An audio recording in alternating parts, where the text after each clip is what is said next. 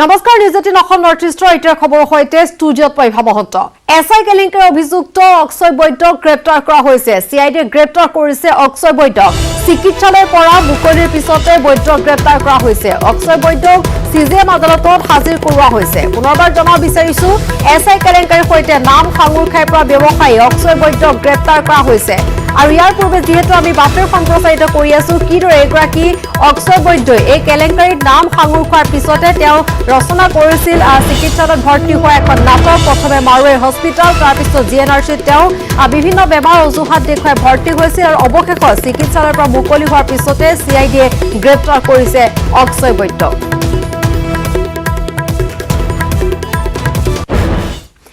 যে পৰীক্ষা সংঘটিত হৈছিল বিয়াগুম কেলেংকাৰী এই পৰীক্ষাত বহিছিল ভুৱা পৰীক্ষাৰ্থী এই চাঞ্চল্যকৰ অভিযোগ উত্থাপনৰ পিছতে মহানগৰ আৰক্ষীয়ে ক্ষিপ্ৰতাৰে আৰম্ভ কৰিছে তদন্ত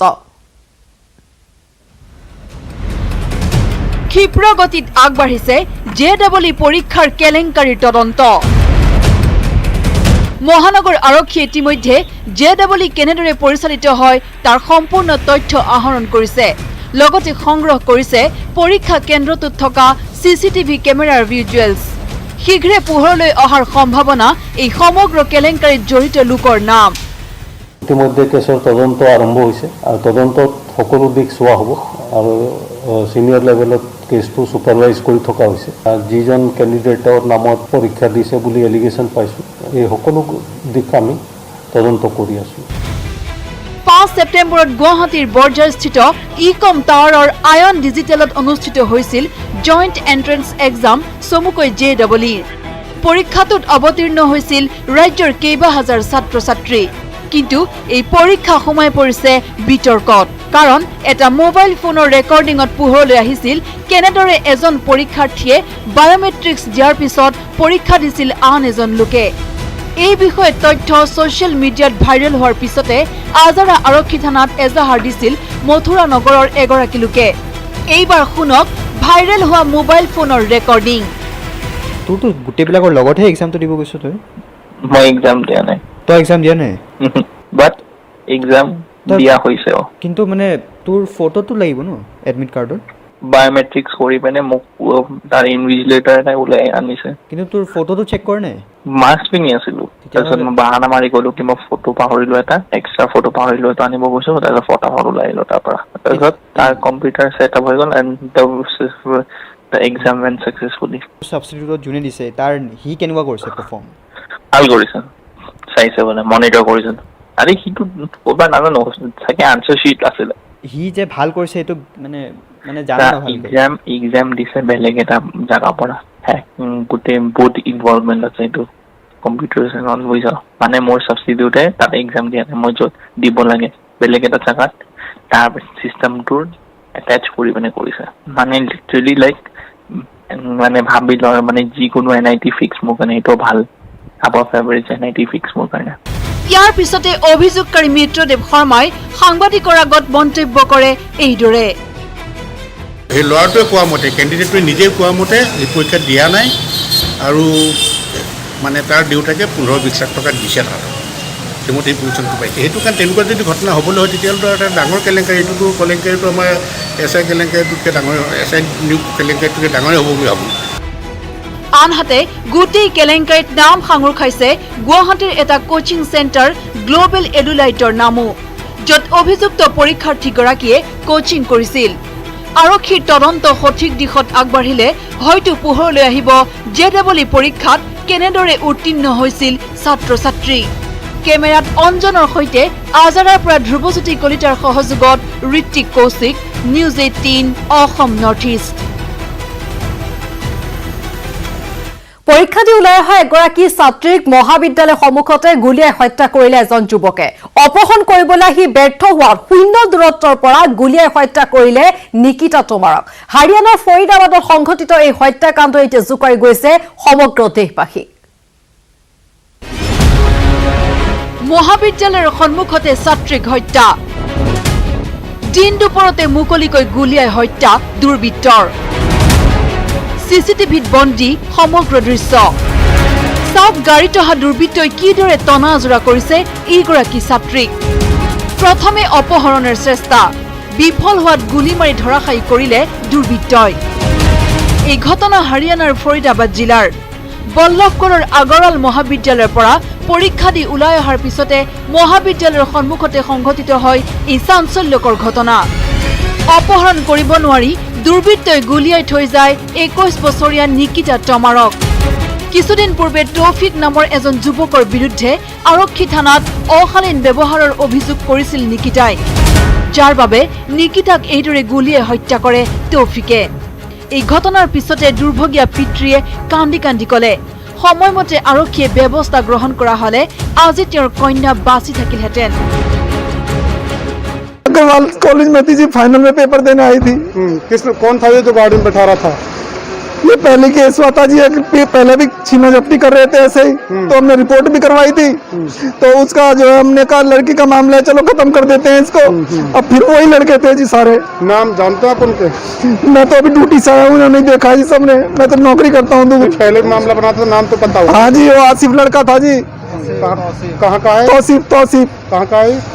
पता नहीं इधर का ही है जी, कहीं का वो एड्रेस सारा लिख रहा होगा, पहली FIR में होगा सारा ही। এই ঘটনাৰ পিছতে আৰক্ষীয়ে গ্ৰেপ্তাৰ কৰিছে অভিযুক্ত তৌফিকক।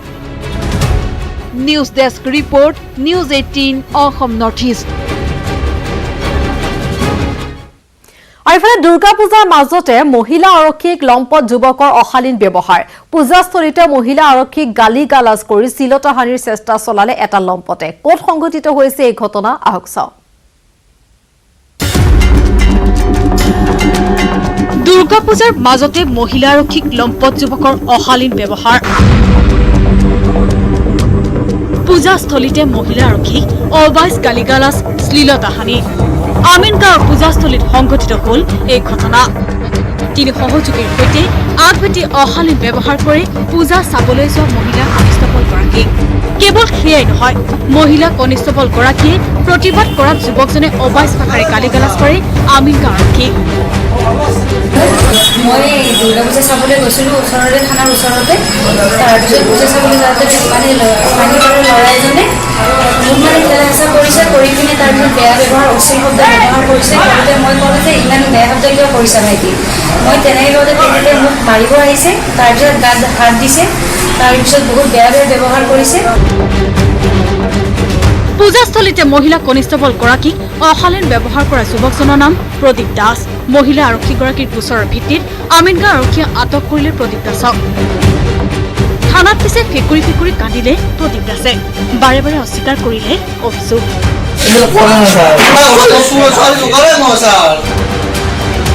প্ৰদীপক আটক কৰিলে যদিও আন তিনি সহযোগীক আটক নকৰিলে আৰক্ষীয়ে। উত্তৰ গুৱাহাটীৰ পৰা Antu Baishya, News 18 Assam north east.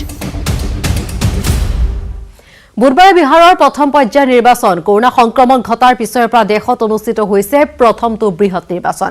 তিনিটাকৈ পৰ্যায়ত অনুষ্ঠিত হ'বলগীয়া বিহাৰ নিৰ্বাচনৰ প্ৰথম পৰ্যায়ত অৰ্থাৎ বুধবাৰে হ'ব 71টা সমষ্টিৰ ভোটগ্ৰহণ। 71টা সমষ্টিৰ ভাগ্য নিৰ্ণয় হ'ব 1064 গৰাকী প্ৰাৰ্থীৰ। প্ৰথম পৰ্যায়ৰ নিৰ্বাচনত হেভিয়েট প্ৰাৰ্থীৰ ভিতৰত বিহাৰৰ প্ৰাক্তন মুখ্যমন্ত্ৰী জিতেন ৰাম মাঝিৰ লগতে আছে বিহাৰৰ 6জনকৈ মন্ত্ৰী।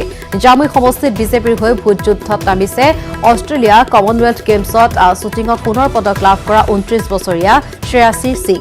কোভিড প্ৰটকল অনুসৰি প্ৰতিটো ভোট কেন্দ্ৰত লোৱা হৈছে বিশেষ ব্যৱস্থা। একোটা ভোট কেন্দ্ৰত 1000ৰ পৰা 1600লৈকেহে থাকিব ভোটাৰৰ নাম। 80 বছৰ ঊৰ্ধৰ লোকৰ বাবে কৰা হৈছে পোষ্টেল বেলটৰ ব্যৱস্থা। EVM চেনিটাইজেশ্যন, মাস্ক পৰিধান বাধ্যতামূলক কৰাৰ লগতে প্ৰতিটো ভোট কেন্দ্ৰতে থাকিব থাৰ্মেল স্কেনাৰ, চেনিটাইজাৰ, হাত ধোৱা চাবোন আৰু পানী।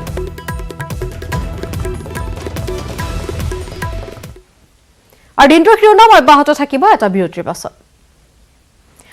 বিৰতিৰ পাছত আপুনি চাই আছে দিনটোৰ শিৰোনাম। দেহত গেৰুৱা বসন, হাতত খোলা তৰোৱাল। ৰাজপথত মুক্তভাৱে চোকা অস্ত্ৰ লৈ বিশাল বাইক ৰেলী উলিয়াই প্ৰায় 70জনীয়া যুৱকৰ এটা দলে চলালে তাণ্ডৱ। তাৰ পিছতে আৰক্ষীৰ তৎপৰতা দেখি পলাই পত্তং দিলে নিজকে বজৰং দলৰ সদস্য বুলি পৰিচয় দিয়া এই যুৱকৰ দলটোৱে। গেৰুৱা বসন, হাতত খোলা তৰোৱাল, তেওঁলোক বজৰং দল। চিনেমাৰ দৰে কাহিনী। আগে আগে হাতত খোলা তৰোৱাল লৈ মটৰ চাইকেলত যুৱকৰ দল, পিছে পিছে আৰক্ষীৰ গাড়ী। প্ৰায় 70জনীয়া এটা যুৱকৰ দল মটৰ চাইকেলত 2-3জনকৈ উঠি আগবাঢ়িছে যুৱকৰ দলটো গেৰুৱা বহন হাতত খোলা তৰোৱাল দশমীৰ দিনা তিনিচুকীয়া চহৰৰ দৃশ্য এয়া হাতত খোলা তৰোৱাল লৈ মটৰ চাইকেলেৰে আগবঢ়া দলটোক দেখি সন্ত্ৰস্ত হৈ পৰিছে সাধাৰণ লোক পিছে পিছে আৰক্ষী ব্যস্ত চহৰৰ মাজতে যুৱকৰ দলটোৰে আৰক্ষীৰ খেদাখেদি তাৰ মাজতে আৰক্ষীৰ দলটোৱে আগভেটি ধৰে অস্ত্ৰধাৰী যুৱকৰ দলটোক পথৰ মাজতে বাগৰি পৰে এখন মটৰ চাইকেল আৰক্ষীক দেখি মটৰ চাইকেল ঘূৰাই পলায়ন কৰে অস্ত্ৰধাৰী যুৱকৰ দলটোৰ অধিকাংশ আৰক্ষীয়ে জব্দ কৰে 3খন মটৰ চাইকেল 4জন যুৱকক আৰক্ষীৰ জেৰাত ধৃত যুৱকে ক'লে বজৰং দলৰ সদস্য তেওঁলোক कौन सा दल से परमिशन लिया था हाथ में दाव तलवार लेके क्यों परमिशन लिया था आपने परमिशन लिया था नहीं परमिशन लिया था आपने हाथ में दाव तलवार था परमिशन लिया था पता नहीं हमको तो बुलाया था आप लोग का दाव तलवार निकालने के लिए कौन दिया परमिशन পুৱাৰে পৰা তিনিচুকীয়া চহৰত সন্ত্ৰাস চলাই আহিছিল দলটোৱে হাতে হাতে খোলা তৰোৱাল লৈ ঘূৰি ফুৰা দলটোক দেখি সন্ত্ৰস্ত হৈ পৰিছিল তিনিচুকীয়াৰ লোক পুৱাৰে পৰা আৰক্ষীৰ মূৰৰ কামৰণি হৈ পৰা এই যুৱকৰ দলটোক হিজুগুৰি অঞ্চলৰ পথত আগভেটি ধৰে আৰক্ষীৰ দলে কোভিড প্ৰটকল মনা দূৰৰে কথা কোনো অনুমতি নোলোৱাকৈ দলটোৱে উলিয়াইছিল মটৰ চাইকেল সমদল হাতত খোলা তৰোৱাল লৈ সৃষ্টি কৰিছিল সন্ত্ৰাসৰ আৰক্ষীৰ জেৰাত ক'লে হাতে হাতে অস্ত্ৰ লৈ অস্ত্ৰ পূজাৰ বাবে আহিছিল হেনো তেওঁলোক तो मालूम नहीं हम बजरंग दल से हाथ में दाव तलवार लेके किसने परमिशन दिया था प्रोसेशन दिया था हम तो बाइक चला रहे थे ना आपके जो ग्रुप में था तो आपके हाथ में दाव तलवार क्यों था आपको मालूम है कि नहीं 140 पर लगाया गया है गौशाला में आपका अस्त्र पूजा का तो हमको बोला है आप भी आइएगा तो हम गए थे उसके बाद अस्त्र पूजा अच्छा अस्त्र पूजा में पूजा करना अस्त्र लेके प्रदर्शन करने का अनुमति था वो तो मालूम नहीं मेरे হাতত খোলা তৰোৱাল লৈ অসমতো অশুভ পৰম্পৰাৰ সৃষ্টি কৰিব বিচৰা এই দলটোক নিয়ন্ত্ৰণ কৰে আৰক্ষীয়ে তিনিচুকীয়াৰ পৰা Upasana Goswami news 18 Assam north east Miya মিউজিয়ামৰ প্ৰস্তাৱ দিয়া স্থায়ী কমিটিৰ ভূমিকাক লৈ এতিয়া ৰাজ্যৰ সৰ্বত্ৰে উত্থাপন হৈছে প্ৰশ্ন স্থায়ী কমিটিত নাম থকাৰ পিছতো সভাত নথকাৰ দাবী একাধিক বিজেপি বিধায়কৰ আনহাতে মিয়া মিউজিয়ামৰ প্ৰস্তাৱ গ্ৰহণ কৰা বিধানসভাৰ স্থায়ী কমিটিৰ বৈঠকত 16 নহয় মাত্ৰ 5 জনৰহে সদস্য উপস্থিত থকাৰ দাবী কৰিছে ৰাজ্যিক বিজেপিৰ সভাপতি ৰঞ্জিত দাসে যিজনকে আঙুলিয়াই তেওঁই কয় মই নাই মই যেটো জানছো মই এই মিটিংখনত মই মোষ্ট প্ৰবেবলি মই তাতে এটেন্ড নাই এইজন গহপুৰৰ বিজেপি বিধায়ক উৎপল বৰা চৰচাপৰিত বসবাস কৰা লোকৰ বাবে যাদুঘৰ নিৰ্মাণৰ প্ৰস্তাৱ দিয়া ষ্টেণ্ডিং কমিটিখনত নাম আছে এইজন বিজেপি বিধায়ক উৎপল বৰাৰ সোমবাৰে ষ্টেণ্ডিং কমিটিৰ আন এজন সদস্য পদ্ম হাজৰিকাই ঘোষণা কৰিছিল ষ্টেণ্ডিং কমিটিৰ সভাত উপস্থিত নথকাৰ কথা যে সেই কমিটিখনত যদি এই কথা কেতিয়াবা আলোচনা হৈছে তেনেকুৱা কোনো সভাত মই উপস্থিত নাই আৰু কিছুদিন ধৰি আমাৰ অসম বিধানসভাৰ যিকেইখন কমিটিত মই সদস্য আছোঁ মই উপস্থিত থাকিব পৰা নাই গতিকে মোৰ অজ্ঞাতে যদি হৈছে মই নাজানো মিয়া সংগ্ৰহালয় হওক অন্য কথা আওতাৰ বাহিৰত থকা কোনো কথা আচলতে তাত কেতিয়াও সভাটো প্ৰস্তাৱ দিয়াটো উচিত হোৱা নাই এইবাৰ উৎপল বৰায়ো ষ্টেণ্ডিং কমিটিৰ সভাত উপস্থিত নথকা বুলি দাবী তুলি কলাক্ষেত্ৰত মিয়া মিউজিয়াম স্থাপনৰ তীব্ৰ বিৰোধিতা কৰে মই যদিও নাই বা কোনোবা কমিটিত মেম্বাৰসকলে আমাৰ বিভিন্ন দলৰ মেম্বাৰ আছে তাত অকল বিজেপি দলৰে নহয় বিভিন্ন দলৰ মেম্বাৰসকলে এটা প্ৰপ'জেল পঠাইছে আৰু সেই প্ৰপ'জেলটো হয়তো যদি পঠাইছে মই এইটো জ্ঞাত নহয় আৰু কোনো কাৰণত আমি তাত অকল গুৰুজনাৰ সৃষ্টিৰাজিবিলাক কলাক্ষেত্ৰত ৰখা হ'ব আৰু কোনো কাৰণতে মিয়াৰ মিউজিয়াম বনোৱা কোনো কাৰণতে নহ'ব যদি বৈঠকত এই দুই বিজেপি বিধায়ক নাছিলে তেন্তে কোন আছিল ষ্টেণ্ডিং কমিটিৰ সভাত সংবাদমেলত ৰাজ্যিক বিজেপিৰ সভাপতি ৰঞ্জিত দাসৰ ঘোষণা ষ্টেণ্ডিং কমিটিৰ সভাত আছিল মাত্ৰ 5 জন সদস্য কংগ্ৰেছৰ শ্বেৰমান আলী ৱাজেদ আলী চৌধুৰী বিজেপিৰ মানসিং ৰংপি গণেশ কুমাৰ লিম্বু আৰু ৰূপ শৰ্মা এই যে 15 জনীয়া যি ডিপাৰ্টমেণ্ট ৰিলেটেড যি ষ্টেণ্ডিং কমিটি এই কমিটিৰ এখন বৈঠকত কলাক্ষেত্ৰ মিউজিয়াম সন্দৰ্ভত আলোচনা হৈ পেলাই এটা তেওঁলোকে ৰিকমেণ্ডেশ্যন দিছিল আৰু ৰিকমেণ্ডেশ্যন যিদিনাখন দিছিলে তাত 15জন সদস্যৰ ভিতৰত 5জন সদস্য উপস্থিত আছিলে। উৎপল দত্ত ডাঙৰীয়া নাছিলে। মানসিং ৰংপি ছিনিয়ৰ মেম্বাৰ হিচাপে তেখেতক চেয়াৰমেনৰ দায়িত্ব দিছিলে। মানসিং ৰংপি আছিলে, ৱাজিদ আলী চৌধুৰী আছিলে, চেয়াৰমেন আলী আহমেদ আছিলে, গণেশ কুমাৰ লিম্বু আছিলে আৰু ৰূপক শৰ্মা আছিলে। 5গৰাকী তাত সদস্য উপস্থিত আছিলে। মই আজি অসম বিধানসভাৰ অধ্যক্ষ ডাঙৰীয়াৰ লগতো কথা পাতিছিলোঁ আৰু তেওঁলোকে মোক জনোৱা সূত্ৰ মতে সেইদিনাখন 5গৰাকী সদস্য তাত আছিলে। ইফালে ষ্টেণ্ডিং কমিটিৰ সভাত নাম থকাৰ পিছতো বিজেপিৰ ৰূপক শৰ্মায়ো এই মিয়া মিউজিয়াম স্থাপনৰ বিৰোধিতা কৰি মাৰিছে পাভলতি। যে এইটো একেবাৰে অবাস্তৱ, এক অযুক্তিসংগত, ইয়াক কোনো গ্ৰহণযোগ্যতা নাই, অসমৰ ৰাইজে নিবিচাৰে। গতিকে এই যিটো প্ৰস্তাৱ এইটো মই ভাবোঁ যে পোনচাতে চৰকাৰে এইটো নাকচ কৰিব। এতিয়া সকলোৰে মুখত কথা, মিয়া মিউজিয়ামক লৈ ৰাজনীতি হৈছে। যে এইটোক লৈ পেলাই তেওঁলোকে ৰাজনৈতিক এটা ৰহণ সানি পেলাই তেওঁলোকে ধৰ্মীয় মেৰুকৰণ কৰাৰ কাৰণে তেওঁলোকে প্ৰচেষ্টা চলাইছে। কংগ্ৰেছ দলে কলাক্ষেত্ৰত এটা মিয়া মিউজিয়াম স্থাপন কৰিব লাগে বুলি এক বিতৰ্ক আনি পেলাই যাতে UDFৰ ভোট সহাই পেলাই যাতে কংগ্ৰেছত যাতে কিছু ভোট যাতে তেওঁলোকে নিব পাৰে, তাৰ কাৰণেহে এক নিৰ্দিষ্ট ষড়যন্ত্ৰত লিপ্ত হৈছে। মই ভাবিছোঁ এইটো এটা ৰাজনৈতিক ষড়যন্ত্ৰ, কিয়নো নিৰ্বাচন আহি আছে। নিৰ্বাচন অহাৰ আগত এইবিলাক চেয়াৰমেন আলী ডাঙৰীয়াই কিছুমান কথা উলিয়াইছে। পিছে এই ৰাজনীতি কোনে কৰিছে, কিয় কৰিছে, এই ৰাজনীতিৰ লক্ষ্য কি, সেয়া এতিয়া বহুল চৰ্চিত প্ৰশ্ন। Bureau report, news 18 Assam north east. মন্ত্ৰীৰ মুখৰ কথাত বাতিল নহয় বিধানসভাত গৃহীত হোৱা মিয়া মিউজিয়ামৰ প্ৰস্তাৱ। হিমন্ত বিশ্ব শৰ্মাক প্ৰত্যাহ্বান জনাই এই তাৎপৰ্যপূৰ্ণ মন্তব্য কংগ্ৰেছী বিধায়ক শ্বেৰমান আলীৰ। 7 মাহ পূৰ্বে শাসকীয় বিজেপিয়ে সদনত মিয়া মিউজিয়ামৰ প্ৰস্তাৱক সমৰ্থন জনাই এতিয়া পাভলতি মৰাৰ অভিযোগ বাঘবৰৰ বিধায়কগৰাকীৰ। হিমন্ত বিশ্বক চেলেঞ্জ শ্বেৰমান আলী আহমেদৰ। মন্ত্ৰীৰ মুখৰ কথাত বাতিল নহয় বিধানসভাত গৃহীত মিয়া মিউজিয়ামৰ প্ৰস্তাৱ। 7 মাহ পূৰ্বে বিজেপিয়ে মিয়া মিউজিয়ামৰ প্ৰস্তাৱক সমৰ্থন দি এতিয়া পাভলতি মাৰিলে। এই অভিযোগ বিধায়ক শ্বেৰমান আলী আহমেদৰ। বাঘবৰ সমষ্টিৰ জনপ্ৰতিনিধি শ্বেৰমানৰ প্ৰশ্ন, সদনৰ পূৰ্বে স্থায়ী কমিটিটো শাসকীয় 10 বিধায়কে বিৰোধিতা কৰা নাছিল শ্বেৰমান আলীৰ মিয়া মিউজিয়ামৰ প্ৰস্তাৱক। প্ৰস্তাৱ দিছিলোঁ 16 মাৰ্চৰ এই সমিতিত, আৰু সেই সমিতিত পাছ কৰিছে বিজেপি চৰকাৰে। বিজেপি দলৰ আৰু তেওঁলোকৰ মিত্ৰজোঁটৰ চৰকাৰৰ 10জন সদস্য আছিলে, কংগ্ৰেছৰ 3জন আছিলে, UDFৰ মাত্ৰ 2জন আছিলে। যদি তেওঁলোকে এইটো বিৰোধ কৰিব লগা আছিলে সেই সময়তে বিৰোধ কৰিব লাগিছিলে। তেওঁলোকে বিৰোধ কৰিলে এই প্ৰস্তাৱ কেতিয়াও পাছ নহয়। প্ৰথম কথা, এই প্ৰতিবেদন যেতিয়া বিধানসভাত উত্থাপন কৰা হ'ল কোনো এজন সদস্যই বিৰোধ নকৰিলে। অৰ্থাৎ মই ক'ম প্ৰস্তাৱটোহে মোৰ, কিন্তু পাছ কৰিছে বিজেপি দলে বা তেওঁলোকৰ সন্মিলিত যিখিনি মৰ্চা আছে তেওঁলোকৰ সন্মিলিত দলবোৰে। অন্যান্য জাতি জনগোষ্ঠীৰ সংগ্ৰহালয়ৰ কথা উত্থাপন হৈছিল। তেতিয়াহে চৰচাপৰিৰ 70 লাখ সংখ্যালঘু লোকৰ বাবে এই মিউজিয়ামটোৰ প্ৰস্তাৱ দিয়া হৈছিল। এই কথা নিউজ 18ক জনালে বিধায়ক শ্বেৰমান আলী আহমেদে। 70 লাখ চৰচাপৰিত বাস কৰা মানুহ, যিসকলে অসমৰ কৃষি অৰ্থনীতিলৈ প্ৰভূত অৰিহণা যোগাইছে, যিসকলে অতীজৰে পৰা অসমীয়া বুলি নিজকে পৰিচয় দি আহিছে। সেইকাৰণে মই ভাবোঁ যেনেকৈ মিচিং, বড়ো, কাৰ্বি, ৰাভা আদি বিভিন্ন জনগোষ্ঠীৰ সংস্কৃতি কলাক্ষেত্ৰত প্ৰতিফলিত হৈছে, তেনেকৈ মিয়া জনগোষ্ঠী, এই 70 লাখ মিয়া জনগোষ্ঠীৰো কলাকৃষ্টি সংস্কৃতিখিনি কলাক্ষেত্ৰত প্ৰতিফলিত হ'ব লাগে, আৰু ইয়াত আইনী কোনো বাধাও নাই।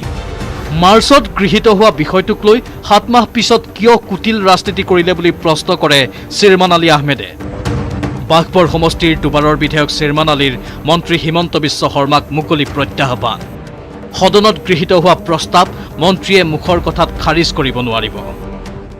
সিদিনাখন হিমন্ত বিশ্ব শৰ্মাই কৈছে যে এই মানুহখিনি বাংলাদেশৰ পৰা অহা। তেওঁলোক যদি বাংলাদেশৰ পৰা অহা, কেন্দ্ৰত তোমালোকৰ চৰকাৰ আছে, অসমত আছে, খেদি নিদিলা কেলে? 2-3 হাজাৰ মানুহ ডিটেনশ্যন কেম্পত কিয় ৰাখিব লাগে? বা বাংলাদেশী প্ৰত্যাৰ্পণ চুক্তি কৰি বাংলাদেশক গতাই দিয়া। যদি তেওঁলোক বাংলাদেশী নহয়, যদি তেওঁলোক ভাৰতীয় হয়, যদি সেই জনগোষ্ঠীৰ মই শ্বেৰমান আলী আহমেদ অসম বিধানসভাত প্ৰতিনিধিত্ব কৰিব পাৰোঁ মোৰ দৰে আৰু বহুতো বিধায়ক তাত থাকিব পাৰে যদি মোৰ দৰে বহুতো বিধায়ক সেই মিয়া জনগোষ্ঠীৰ সংসদত থাকিব পাৰে অসম তথা ভাৰতবৰ্ষৰ উন্নয়নৰ কথা ক'ব পাৰে যদি 70 লাখ মানুহে সংবিধান প্ৰদত্ত নাগৰিকৰ সকলো সা সুবিধা পাব পাৰে যদি এই 70 লাখ মানুহে অতীজৰে পৰা নিজকে অসমীয়া বুলি পৰিচয় দি আহিছে তেতিয়াহ'লে শংকৰদেৱ কলাক্ষেত্ৰত তেওঁলোকৰ স্থান কিয় নিৰূপণ নহ'ব 2021 চনৰ বিধানসভা নিৰ্বাচনৰ পূৰ্বে হিন্দু মুছলমানৰ নামত এতিয়া মেৰুকৰণৰ ৰাজনীতি অধিক তীব্ৰতৰ হোৱাৰ সম্ভাৱনা আছে কেমেৰা পাৰ্চন প্ৰভাস সিঙৰ সৈতে Bipul Barman news 18 Assam north east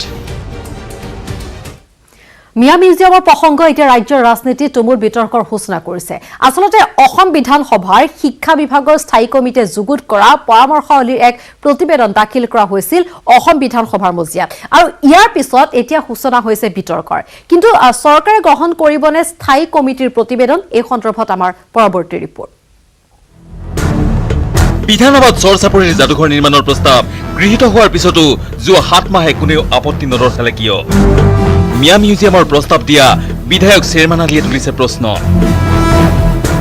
প্ৰস্তাৱ দিছিলোঁ 16 মাৰ্চৰ এই সমিতিত আৰু সেই সমিতিত পাছ কৰিছে বিজেপি চৰকাৰে বিজেপি দলৰ আৰু তেওঁলোকৰ মিত্ৰজোঁটৰ চৰকাৰৰ 10 জন সদস্য আছিলে কংগ্ৰেছৰ 3 জন আছিলে ইউডিএফৰ মাত্ৰ 2 জন আছিলে যদি তেওঁলোকে এইটো বিৰোধ কৰিব লগা আছিলে সেই সময়তে বিৰোধ কৰিব লাগিছিলে তেওঁলোকে বিৰোধ কৰিলে এই প্ৰস্তাৱ কেতিয়াও পাছ নহয় প্ৰথম কথা এছেম্বলিত এইটো উত্থাপন কৰা হ'ল 24 মাৰ্চত সেইদিনাখন আপোনালোকে জানে হিমন্ত বিশ্ব শৰ্মা ডাঙৰীয়ে কোভিড সম্পৰ্কীয় দীঘল লেকচাৰ দিছিলে সেইদিনাখন এই প্ৰতিবেদন যেতিয়া বিধানসভাত উত্থাপন কৰা হ'ল কোনো এজন সদস্যই বিৰোধ নকৰিলে ছ'চিয়েল মিডিয়াকে ধৰি বিভিন্ন মহলতো আন বহু লোকৰ প্ৰশ্ন ষ্টেণ্ডিং কমিটিৰ সদস্য হৈ এতিয়া অজ্ঞতা প্ৰকাশ কৰা বিধায়কসকলে বিধানসভাত কি চলে তাৰ কোনো খবৰ নাৰাখে নেকি বিধানসভাত সৰকি অহাৰ পিছতো এতিয়া মন্ত্ৰী হিমন্ত বিশ্ব শৰ্মাই মিয়া মিউজিয়াম স্থাপন নকৰো বুলি কৈ পাভলতি মাৰিছে নেকি বিধানসভাৰ গৃহীত প্ৰস্তাৱ মুখৰ কথাৰে খণ্ডন কৰিলে নহ'ব বুলি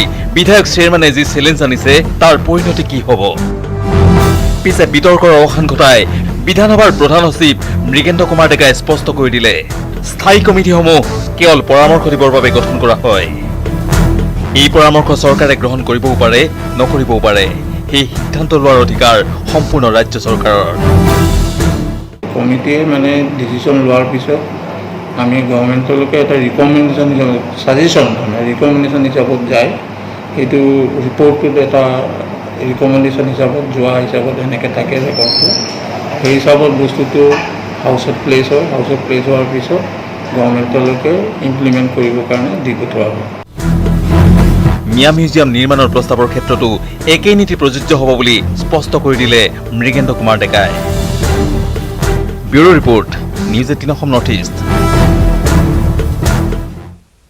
আৰু খবৰ অব্যাহত থাকিব পুনৰ সময় হৈছে খণ্ড বিৰতি